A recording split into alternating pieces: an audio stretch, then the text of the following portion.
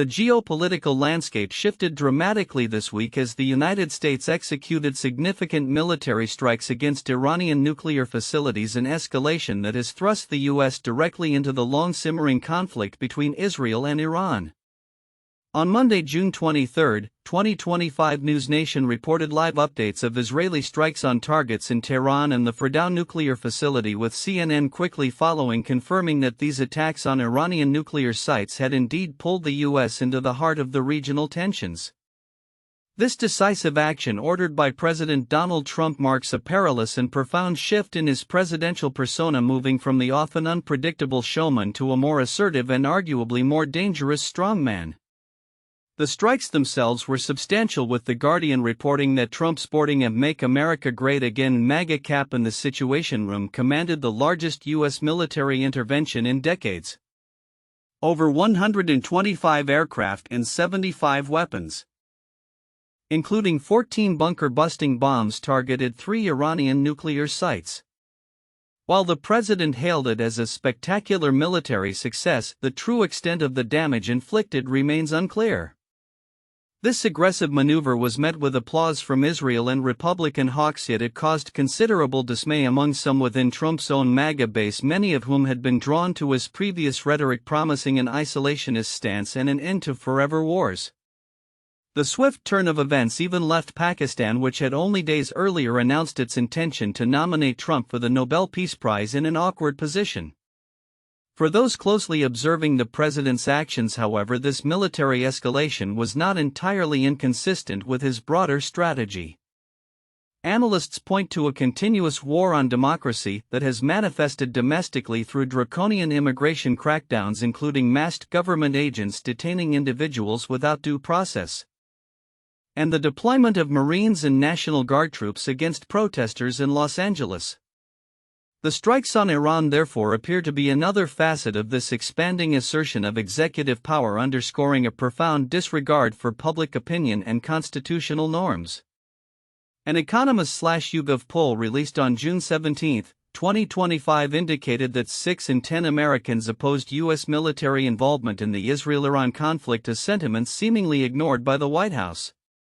Democrats were quick to denounce Trump's actions as a clear violation of the U.S. Constitution, which explicitly grants Congress the power to declare war. There was no public evidence of an imminent threat to the U.S. that might have justified unilateral action. Adam Schiff, a Democratic member of the bipartisan Senate National Security Working Group, highlighted the absence of intelligence suggesting Iran had made a decision to build a nuclear bomb or was constructing its mechanism. Furthermore, in a significant breach of protocol, leading national security Democrats were not informed of the strikes until after Trump had announced them on social media, leveraging digital platforms for critical national security communications. Despite calls from Democrats for Congress to invoke the War Powers Act to block unauthorized hostilities in Iran and demands for impeachment from figures like Congresswoman Alexandria Ocasio-Cortez, such efforts appear largely futile. Republicans who maintain majorities in both chambers have largely remained silent or even supportive, effectively acting as willing accomplices in their own subjugation. This pattern of congressional acquiescence has been observed previously, notably when Trump reportedly unleashed Elon Musk's Doge on the federal bureaucracy, gutting agencies under Congress's purview, and when Republicans united to pass his signature One Big Beautiful Bill. House Speaker Mike Johnson and Senate Majority Leader John Thune led a chorus of praise for the attack, with even frequent Trump dissenters like Nikki Haley and Mitch McConnell joining the commendation. This seemingly unconventional president has in this instance reverted to a more traditional Republican foreign policy stance, aligning with the hawkish approaches seen under administrations like George W. Bush. The America First wing, typically vocal on isolationism, remain largely muted, underscoring how Trump's cult of personality often overrides policy differences. His isolationist rhetoric has always been selective, exhibiting both a dove Trump and a hawk Trump. While he falsely claimed last year to be the only president in 72 years to have avoided wars, his first term saw cruise missile strikes in Syria, expanded military operations in Somalia, intensified campaigns against ISIS. The deployment of a massive ordnance air blast bomb in Afghanistan and the drone strike that killed Iranian General Qasem Soleimani. In his second term, the bombing campaign in Yemen has already led to the deaths of almost as many civilians in 2 months as in the previous 23 years of U.S. attacks in the country. Vice President J.D. Vance, a former outspoken isolationist, has emerged as a key figure in this narrative, staunchly supporting Trump during the Iran crisis. Standing beside the president during Saturday night's televised address and defending the intervention on Meet the Press, Vance employed a form of doublespeak reminiscent of the Bush administration, stating, "We're not at war with Iran, we're at war with Iran's nuclear program." He acknowledged the exhaustion of Americans with Middle East entanglements but argued the difference lay in having a president who actually knows how to accomplish America's national security objective. Parallel to these international maneuvers, Trump has continued his aggressive domestic political campaign. Just days prior, on June 22, 2025, Axios reported that Trump launched a new MAGA PAC specifically aimed at ousting Representative Thomas Massie from Congress. This move highlights Trump's broader strategy of consolidating power and loyalty within his own party, using political funding and influence as a tool to eliminate dissent, much like military action is used to project power internationally. It reflects a comprehensive approach to control where both foreign policy and domestic political machinations serve to reinforce his strongman image. As the dust settles, Trump has called on Iran to agree to end this war, declaring that now is the time for peace. It remains critically uncertain whether these strikes will compel Tehran to de-escalate the conflict or provoke a wider, more dangerous confrontation. A de-escalation would allow Trump and his loyalists to declare victory, potentially boosting his domestic standing. Conversely, a prolonged conflict could trigger a rally around the flag effect, putting Democrats in a difficult position.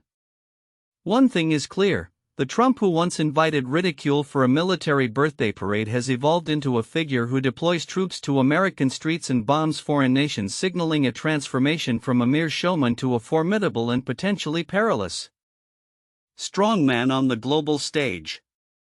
The implications for global stability and the future of U.S. foreign policy are profound and remain to be seen. The geopolitical landscape of the Middle East has been dramatically reshaped following a series of unprecedented U.S. military strikes on Iran's key nuclear facilities, an operation dubbed Midnight Hammer. Launched on Monday, June 23, 2025, the coordinated assault saw American warplanes and submarines targeting 3 critical Iranian sites: Fordo, Natanz, and Isfahan. While President Donald Trump swiftly declared the sites completely and totally obliterated on Truth Social, claiming monumental damage was done to all nuclear sites in Iran, including the deeply embedded Fordo facility, Pentagon officials and the International Atomic Energy Agency (IAEA) offered a more nuanced assessment, confirming extremely severe damage, but noting that a full battle damage assessment was still underway. The audacious operation, involving over 125 U.S. military aircraft, including B-2 Spirit bombers and submarines launching Tomahawk missiles, marked the first direct U.S. attack on Iranian soil. Air Force General Dan Kane, chairman of the Joint Chiefs of Staff, detailed the extensive nature of the strikes, which also included the military's first operational use of GBU-57 bunker buster bombs. Kane highlighted the element of surprise achieved, noting that Iran's fighters did not fly and it appears that Iran's surface-to-air missile systems did not see us throughout the mission. However, the immediate aftermath has plunged the region and global markets into a new state of uncertainty. Iran's response was swift and defiant, with Foreign Minister Abbas Araghchi stating the nation reserves all options to defend its sovereignty and people, calling the U.S. actions an outrageous and flagrant breach of international law. Tehran quickly launched a missile barrage into Israel, causing damage and injuries in Tel Aviv. Simultaneously, Iran's allies in Yemen, the Houthis, pledged to join in retaliation, and Iranian state media reported parliamentary moves to close the Strait of Hormuz, a vital shipping lane handling about 20% of global oil supply, in response to the attacks and perceived international inaction.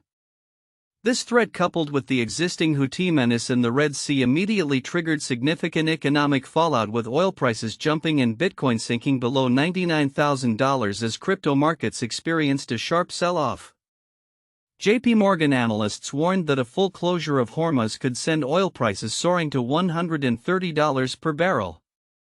Domestically within the U.S., the strikes ignited a fierce debate over executive authority and the legality of military action without congressional approval. Senate Minority Leader Chuck Schumer, Democrat, New York, vehemently stated, "No president should be allowed to unilaterally march this nation into something as consequential as war with erratic threats and no strategy."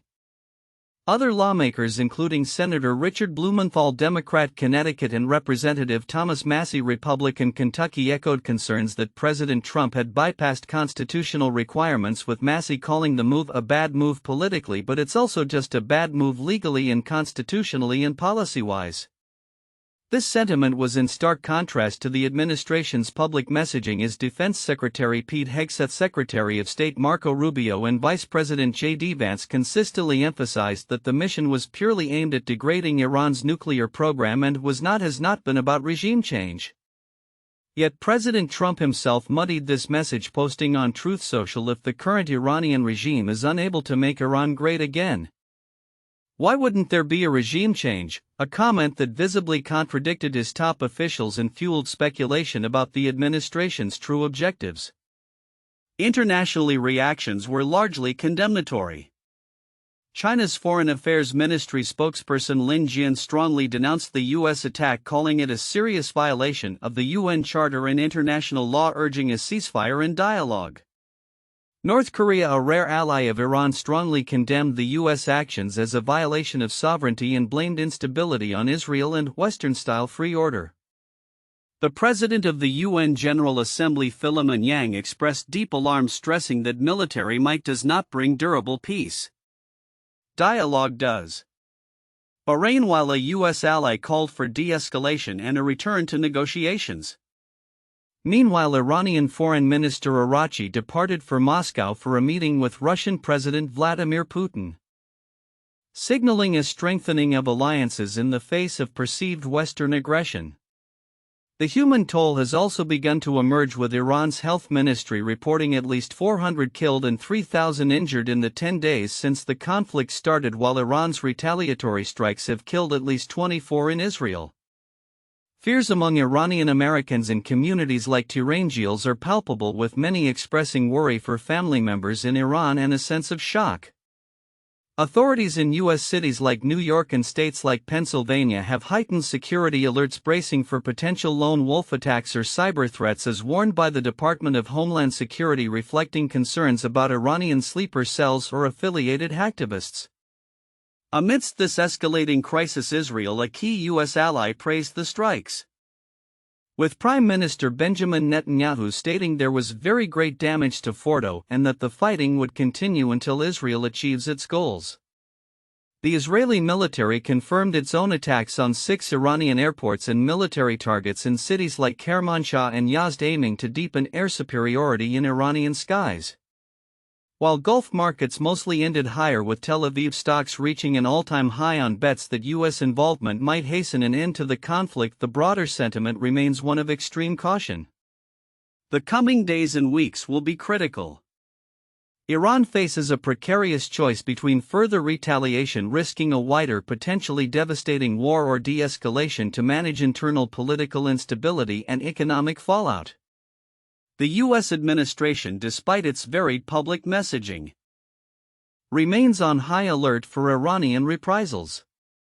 The events have not only severely impacted Iran's nuclear program but have also exacerbated geopolitical fault lines, tested international law, and highlighted the fragility of global stability. The world now watches, holding its breath, to see whether diplomacy can be salvaged from the ashes of conflict, or if the region is indeed on the precipice of an even greater unforeseen escalation. In a dramatic turn of events that has ignited a fierce constitutional debate and reshaped the geopolitical landscape, President Donald Trump recently ordered a series of precision strikes against Iranian nuclear facilities, in action taken without seeking prior congressional approval. The sudden military intervention, which occurred less than 2 weeks after Israel initiated its own bombing campaign against Iran, has plunged Washington into a fresh reckoning over presidential war powers and the nation's role in escalating Middle East tensions. The strikes carried out by the two stealth bombers reportedly met no resistance, with President Trump asserting on Truth Social that satellite images confirmed monumental damage and that the facilities were obliterated. However, independent experts analyzing commercial satellite imagery have cast doubt on the extent of the damage, suggesting that key components of Iran's nuclear enterprise may have survived the attack. White House Press Secretary Caroline Leavitt, addressing the controversy surrounding Trump's earlier remarks suggesting potential regime change, clarified that the president was just simply raising a question about the Iranian people rising up if their regime refused diplomacy or to abandon its nuclear program. She emphasized that the military posture of the United States had not changed, despite public and private messages sent to the Iranians since the weekend. The core of the ensuing furor centers on the U.S. Constitution, which explicitly grants Congress the sole power to declare war and to raise and support armies under Article 1, Section 8. Critics, including many Democrats and even some Republicans, argue that the strikes were tantamount to a declaration of war, making the president's unilateral action illegal. Senator Chris Van Hollen, a Democrat from Maryland, stated his actions are a clear violation of our Constitution, ignoring the requirement that only the Congress has the authority to declare war. Representative Thomas Massie, a Kentucky Republican, echoed concerns, telling CBS News that there was no imminent threat to the United States from Iran. Massie, who has since faced political pressure, including a new MAGA PAC launched by former President Trump to oust him, noted on social media that he was amazed at the mental gymnastics employed by the administration's defenders. Conversely, hawkish Republicans have rallied behind the president, citing his authority as commander-in-chief under Article 2 of the Constitution. Senator Lindsey Graham of South Carolina asserted that Trump had all the authority he needs, adding, "You can't have 535 commander-in-chiefs." Graham pointed out that Congress has formally declared war only 5 times in U.S. history, none since World War II, often opting for authorizations for the use of military force AUMF instead. Legal scholars, however, largely concur with the critics. Una Hathaway, a professor of international law at Yale Law School, unequivocally stated that the action was illegal under both international law and U.S. domestic law. Brian Finucane, a former State Department lawyer, agreed that an armed conflict with Iran certainly exists and that the law of war applies.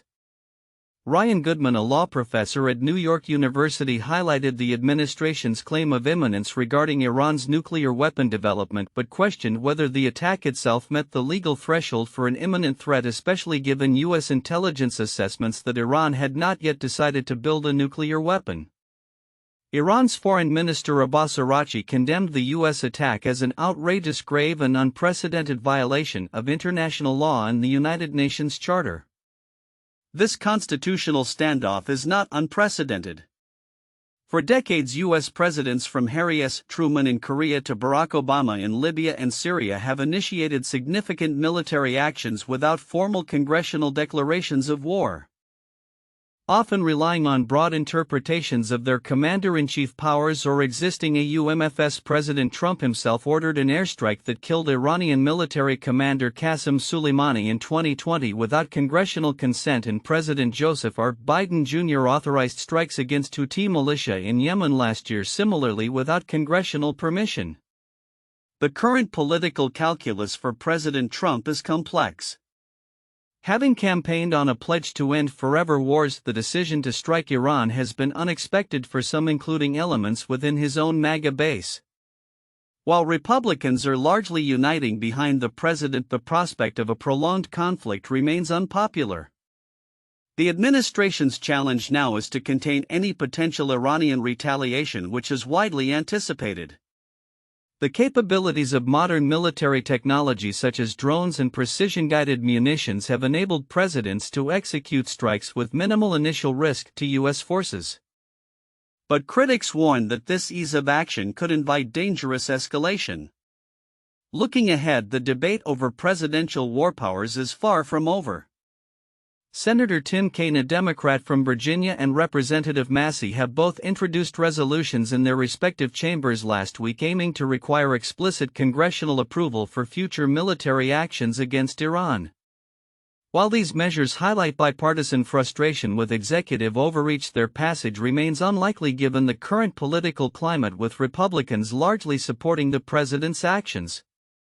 The political fallout for dissenters like Massey underscores the high stakes involved. The immediate future will reveal whether the strikes achieved their stated objective of crippling Iran's nuclear program, and crucially whether the conflict can be contained or if it spirals into a broader confrontation. Testing the limits of presidential authority and the resilience of U.S. foreign policy in an increasingly volatile world. A palpable sense of economic uncertainty has gripped the global stage, driven by a confluence of ambitious yet contentious policy shifts from the United States and escalating geopolitical tensions. The latest developments paint a complex picture where domestic political maneuvering, protectionist trade measures, and international conflicts converge, leaving businesses and consumers alike bracing for an unpredictable future. At the heart of the domestic economic strategy lies the Republican administration's much-anticipated megabill, a legislative package that has emerged not as a unifying vision but as what The Atlantic's Jonathan Chait describes as a horrible compromise. Following President Donald Trump's second term, two distinct factions, conservative populists advocating for deglobalization and the working class, and the tech right pushing for innovation and disruption, vie to shape the economic agenda. Vice President J.D. Vance, positioning himself as a bridge between these tribes, had optimistically predicted a synthesis that would uplift the downscale voting base while unleashing technological progress. However, Chait critically observes that the resulting policy has amazingly managed to abandon the two tribes' most attractive proposals while retaining the least appealing elements of each. This new iteration of Trumponomics is seen as a regression, discarding the futuristic ambition of the tech right in favor of its social Darwinism and embracing the closed-off nostalgia of the populist right while ignoring its impulse to genuinely aid workers.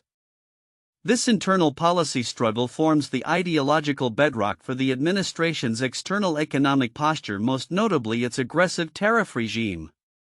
The practical manifestation of this compromised policy is a widening trade war, with new tariffs taking effect and existing ones threatening to escalate. As of Monday, President Trump's tariffs expanded to include everyday household items like washing machines, fridges, and ovens, adding to existing 50% duties on steel and aluminum imports. This move is expected to translate directly into higher prices for American consumers, a concern echoed by TransUnion's report indicating growing pessimism among U.S. consumers regarding rising costs. The Federal Reserve under Chair Jerome Powell is closely monitoring the situation, with Powell acknowledging last week that tariffs are going to be substantially larger than forecasters generally thought and are already contributing to higher inflation expectations. He noted that pass-through of tariffs to consumer price inflation is a whole process that's very uncertain, reflecting the difficulty in predicting who ultimately bears the cost across the supply chain. Globally, the impact is reverberating across continents.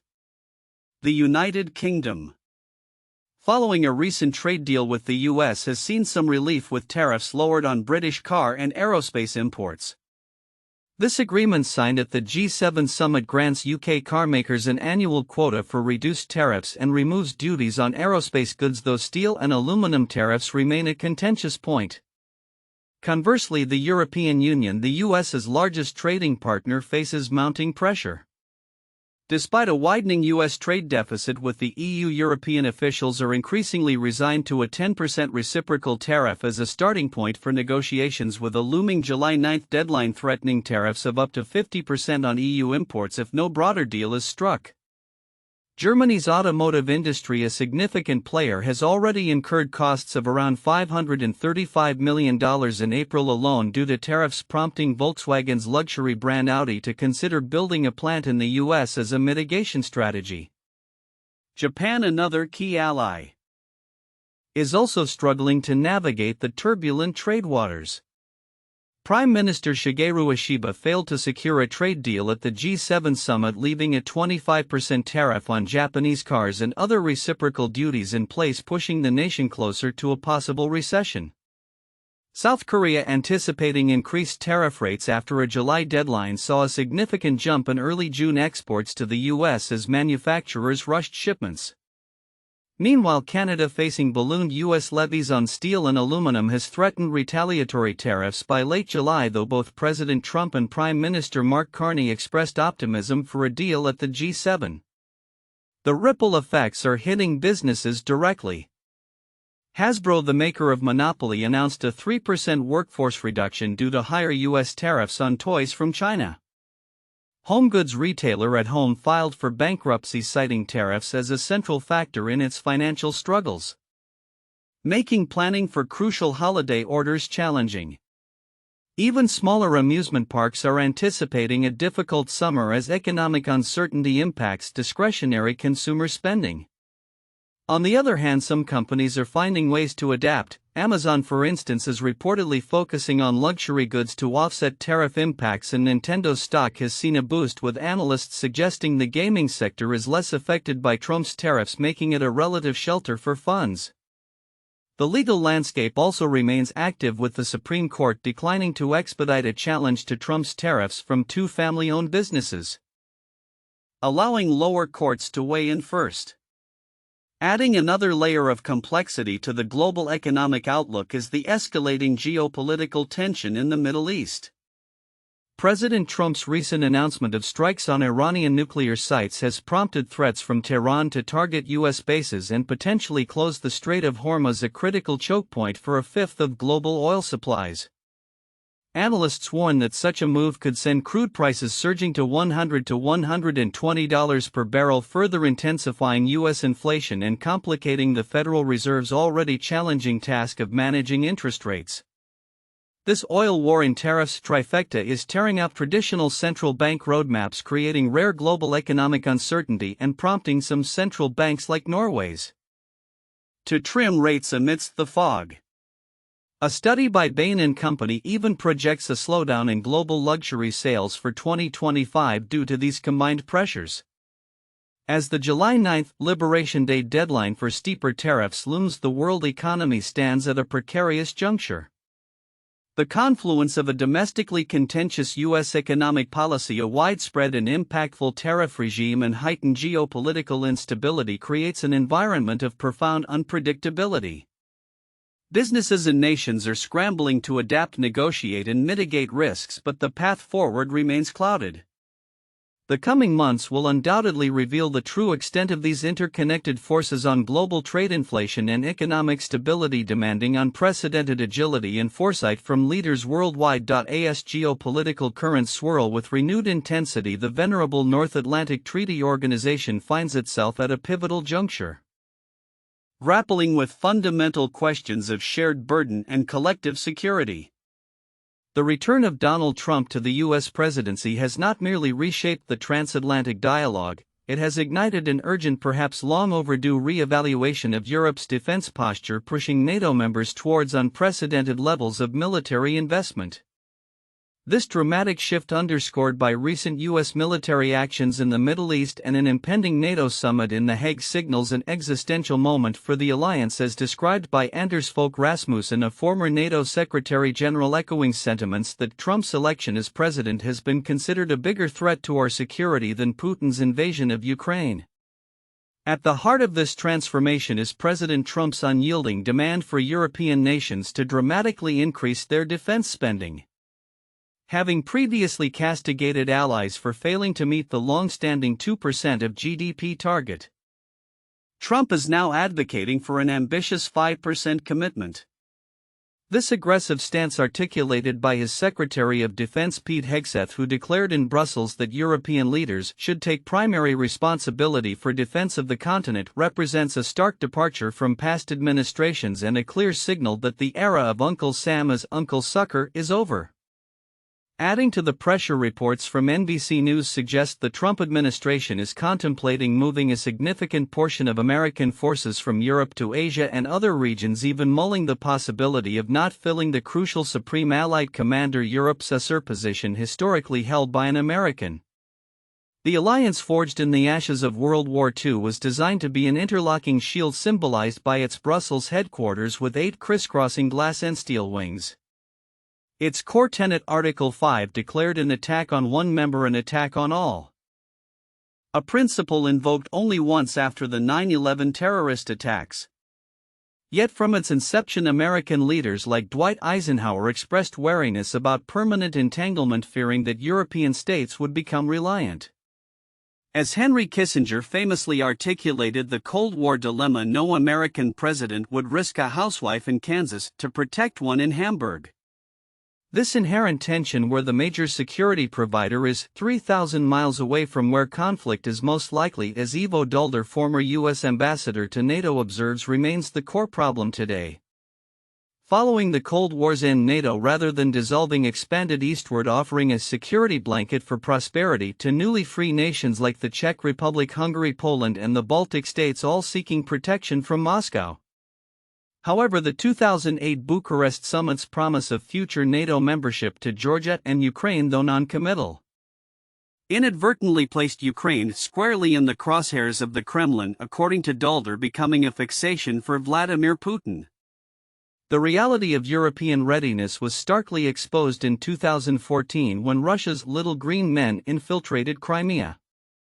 General Philip Breedlove, then Chasseur, recounted Eastern European allies pleading, "Okay, Mr. Chasseur, what are you gonna do? We're next." Divisions emerged, with older members prioritizing trade with Russia while newer members foresaw invasion. When a NATO simulation later revealed it would take basically a year just to get the paperwork done to move armored brigades across Germany, Jens Stoltenberg, then Secretary General, was incredulous. The result was horrendous, as Fabrice Pothier, NATO's former director of policy planning, noted, suggesting NATO could lose a conflict for administrative reasons. This led to the 2014 Wales summit pledge for 2% defense spending, a target only 5 nations met by the end of the Obama administration. Trump's first term saw him repeatedly lambast European delinquency, famously calling out Germany's gas trade with Russia and even threatening U.S. withdrawal from the alliance, declaring war out at the 2018 Brussels summit. It was Mark Rutte, then Dutch Prime Minister and now NATO Secretary General, who skillfully put the pin back in the grenade, as one diplomat put it, by suggesting Trump take credit for the nascent increase in European defense spending. John Bolton, Trump's former national security advisor, succinctly summarized Trump's view: "As he sees it, we defend you, we don't get anything out of it, and you won't pay, so what's the point?" The full-scale Russian invasion of Ukraine in February 2022 fundamentally shifted NATO's focus from regional stabilization to collective defense. European nations, including Germany, committed to increased troop deployments, with Germany permanently stationing a brigade in Lithuania, its first long-term basing of troops beyond its borders since World War II. Yet deficiencies persist. Germany's Bundeswehr faced a shortage of winter gloves during a 2021 exercise in France, required U.S. transport to move troops to Romania after the invasion, an episode Julianne Smith, a former U.S. ambassador to NATO, found deeply troubling. Europe's most significant shortfall remains air defense, with the Dutch Chief of Defense General Onno Eichelscheim admitting his country's 3 Patriot systems are insufficient to protect all vital infrastructure. During the Biden administration, while concerns about European defense capabilities were voiced, there was a reluctance to overpressure allies, leading to a strategic mind meld that preserved America's underpinning role. However, the prospect of a second Trump term spurred some U.S. lawmakers into action, culminating in a December 2023 bill signed by Biden preventing any U.S. president from withdrawing from NATO without congressional approval, a bipartisan effort championed by Republican Marco Rubio, now Trump's Secretary of State. Trump's second term has brought a more aggressive, choreographed approach. Secretary Hegseth's blunt February speech was followed by Vice President J.D. Vance's controversial address at the Munich Security Conference, where he lectured Europeans on anti-conservative censorship, implying they were decadent, weak, woke. This dual message, interpreted by a European diplomat as a deliberate attempt to undermine us, has shocked many but also spurred action. In late February, Germany's parliament voted to suspend its debt brake for defense spending, freeing up hundreds of billions of euros. Following a contentious White House meeting where Trump and Vance berated Ukrainian President Volodymyr Zelensky and briefly froze military aid. European Commission President Ursula von der Leyen proposed an €800 billion increase in European defense spending. Rasmussen hailed this as the end of reliance on cheap Russian energy, cheap goods from China, and cheap security from the United States. The urgency is palpable. Russia's army, despite an estimated 1 million casualties in Ukraine, is now 15% larger than before the war due to accelerated conscription and a recentered defense economy. Russia produces more ammunition in 3 months than all of NATO does in a year. While direct military confrontation is seen as a last option, a high-ranking European intelligence officer warned that Putin might test Article 5 through political influence, sabotage, or even little green men in the Baltic states. These vulnerabilities are precisely what Operation Hedgehog, a large-scale military exercise in Estonia, aims to address. Lieutenant Colonel Hardy Lamurgas of the Estonian Army explained the exercise. Premised on a post-Ukraine war scenario where Russia, whether victorious or bruised and angry, would likely test NATO's weakest spot, the eastern flank in the Baltic states. The exercise, involving a dozen NATO countries, tested responses to an invasion of Estonia, a nation with virtually no air force or navy, where NATO defense plans are Estonian defense plans. Lessons from Ukraine, such as drone countermeasures and dispersed positions, are being integrated. The upcoming NATO summit in The Hague, presided over by Mark Rutte, will focus on new defense spending targets. Rutte, known for his diplomatic finesse, has cultivated a relationship with Trump, assuring reporters the president is totally committed to NATO and that his pressure is an opportunity for Europe. Rutte's proposal for a 3.5% core military spending target plus 1.5% for security-related infrastructure and cybersecurity aims to satisfy Trump while providing flexibility. While Spain initially resisted, it has since dropped its opposition, and 22 NATO members now meet the 2% target compared to just 8 in 2021. Poland, closest to Russia, is expected to spend 4.7% of its GDP on defense this year. Even Iceland, long without a standing army, has formed a committee to revamp its defense policy. The recent U.S. airstrikes on Iranian nuclear sites, dubbed Operation Midnight Hammer, further underscore the global security landscape that informs NATO's urgent reorientation. Launched from Missouri with B-2 stealth bombers and Tomahawk missiles, these strikes, intended to prevent Iran from developing nuclear weapons, represent a direct U.S. military involvement in the escalating Middle East conflict. While Israel applauded the move, Iran condemned it as an outrageous, grave, and unprecedented violation of international law, and the UN and Russia expressed alarm. Domestically, the strikes drew a partisan divide, with Republicans largely supportive and many Democrats questioning their legality given the lack of congressional approval. This intervention, occurring just ahead of the NATO summit, highlights the U.S.'s continued global security commitments, even as it pressures European allies to shoulder more of their regional defense. As one Pentagon official noted, the U.S. airstrikes in Yemen, primarily to protect European shipping lanes, were necessary because the Europeans can't. Despite the initial rumors, the Chasseur position will remain American, with Lieutenant General Alexis Grinkwich nominated for the role. Matthew Whitaker, Trump's ambassador to NATO, openly stated his mission to equalize that relationship, where other members have oftentimes relied on the United States to pay for European security. He emphasized that this is going to happen, and it's going to happen now, leaving no room for foot-dragging. This moment marks a significant rebalancing within the alliance.